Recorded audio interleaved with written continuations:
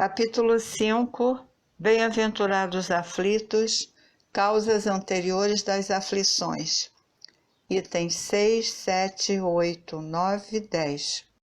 Mas se há males nesta vida, cuja causa primária é o homem, outros há também aos quais, pelo menos na aparência, ele é completamente estranho e que parecem atingi-lo como por fatalidade. Tal, por exemplo, a perda de entes queridos e a dos que são o amparo da família. Tais ainda os acidentes que nenhuma previsão poderia impedir, os reveses da fortuna que frustram todas as precauções aconselhadas pela prudência, os flagelos naturais, as enfermidades de nascença, sobretudo as que tiram a tantos infelizes os meios de ganhar a vida pelo trabalho, as deformidades, a idiotia, o cretinismo, etc.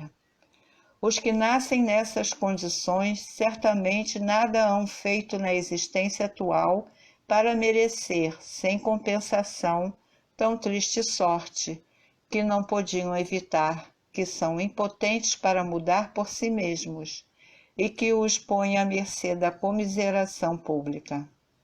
Por que, pois, seres tão desgraçados, enquanto que ao lado deles, sob o mesmo teto, da mesma família, outros são favorecidos de todos os modos? Que dizer, enfim, dessas crianças que morrem em tenra idade e da vida só conheceram sofrimentos? Problemas são esses que ainda nenhuma filosofia pôde resolver, anomalias que nenhuma religião pôde justificar e que seriam a negação da bondade, da justiça e da providência de Deus, se verificasse a hipótese de ser criada a alma ao mesmo tempo que o corpo, e de estar a sua sorte irrevogavelmente determinada após a permanência de alguns instantes na terra.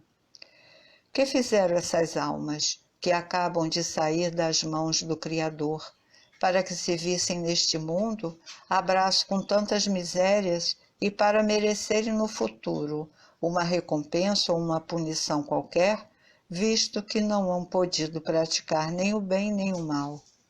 Todavia, por virtude do axioma segundo o qual todo efeito tem uma causa, tais misérias são efeitos que hão de ter uma causa, e desde que se admita um Deus justo, essa causa também há de ser justa. Ora, ao efeito precedendo sempre a causa, se esta não se encontra na vida atual, há de ser anterior a essa vida, isto é, há de estar numa existência precedente. Por outro lado, não podendo Deus punir alguém pelo bem que fez nem pelo mal que não fez, se somos punidos, é que fizemos o mal. Se esse mal não o fizemos na presente vida, tê-lo-emos feito noutra. É uma alternativa que ninguém pode fugir, em que a lógica decide de que parte se acha a justiça de Deus. O homem, pois, nem sempre é punido, ou punido completamente na sua existência atual, mas não escapa nunca às consequências de suas faltas. A prosperidade do mal é apenas momentânea. Se ele não expiar hoje, expiará amanhã, ao passo que aquele que sofre está expiando o seu passado. O infortúnio, que à primeira vista parece merecido, tem sua razão de ser, e aquele que se encontra em sofrimento pode sempre dizer: perdoa-me, Senhor, porque pequei.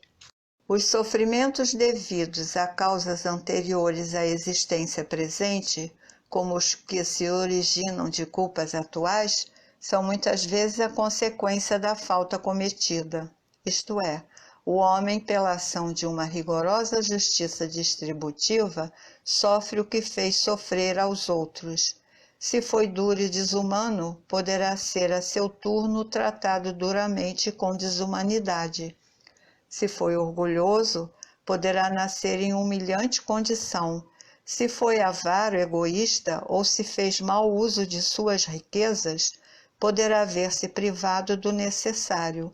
Se foi mau filho, poderá sofrer pelo procedimento de seus filhos, etc. Assim se explicam pela pluralidade das existências e pela destinação da Terra como mundo expiatório as anomalias que apresenta a distribuição da ventura e da desventura entre os bons e os maus neste planeta.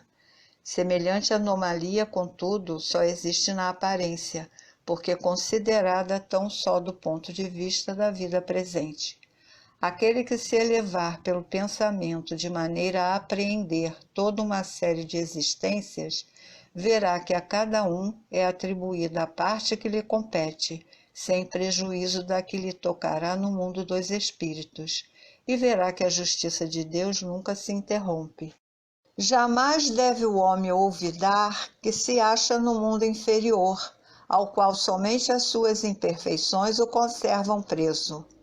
A cada vicissitude, cumpre-lhe lembrar-se de que, se pertencesse ao mundo mais adiantado, isso não se daria, e que só de si depende não voltar a este, trabalhando por se melhorar. As tribulações podem ser impostas a espíritos endurecidos ou extremamente ignorantes para levá-los a fazer uma escolha com conhecimento de causa. Os espíritos penitentes, porém, desejosos de reparar o mal que hajam feito e de proceder melhor, esses as escolhem livremente. Tal o caso de um que, havendo desempenhado mal sua tarefa, pede-la deixem recomeçar, para não perder o fruto do seu trabalho. As tribulações, portanto, são ao mesmo tempo expiações do passado que recebe nelas um merecido castigo, e provas com relação ao futuro que elas preparam. Rendamos graças a Deus que, em sua bondade, faculta ao homem reparar seus erros e não o condena irrevogavelmente por uma primeira falta. Não há crer, no entanto, que todo sofrimento suportado neste mundo denote a existência de uma determinada falta. Muitas vezes são simples provas buscadas pelo espírito para concluir a sua depuração e ativar o seu progresso. Assim, a expiação serve sempre de prova, mas nem sempre a prova é uma expiação. Provas e expiações, todavia, são sempre sinais de relativa inferioridade, porque o que é perfeito não precisa ser provado. Pode, pois, um espírito haver chegado a um certo grau de elevação e, não obstante, desejoso de adiantar-se mais, solicitar uma missão, uma tarefa a executar, pela qual tanto mais recompensado será se sair vitorioso, quanto mais rude haja sido a luta. Tais são especialmente essas pessoas de instintos naturalmente bons, de alma elevada, de nobres sentimentos inatos, que parece nada de mal haverem trazido de suas precedentes existências, e que sofrem com resignação toda cristã as maiores dores, somente pedindo a Deus que as possam suportar sem murmurar. Pode-se, ao contrário, considerar como expiações as aflições que provocam queixas e impelem o homem à revolta contra Deus. Sem dúvida, o sofrimento que não provoca queixumes pode ser uma expiação, mas é indício de que foi buscada voluntariamente, antes que imposta, e constitui prova de forte resolução, o que é sinal de progresso. Os espíritos não podem aspirar à completa felicidade até que não se tenham tornados puros. Qualquer mácula lhes interdita a entrada nos mundos ditosos. São como os passageiros de um navio onde há pestosos, aos quais se veda o acesso à cidade a que aportem, até que se hajam expurgado. Mediante as diversas existências corpóreas, é que os espíritos se vão expurgindo pouco a pouco de suas imperfeições. As provações da vida os fazem adiantar-se quando bem suportadas. Como expiações, elas apagam as faltas e purificam. São um remédio que limpa as chagas e cura o doente. Quanto mais grave é o mal, tanto mais enérgico deve ser o remédio. Aquele, pois, que muito sofre, deve reconhecer que muito tinha a expiar e deve regozijar-se à ideia de sua próxima cura.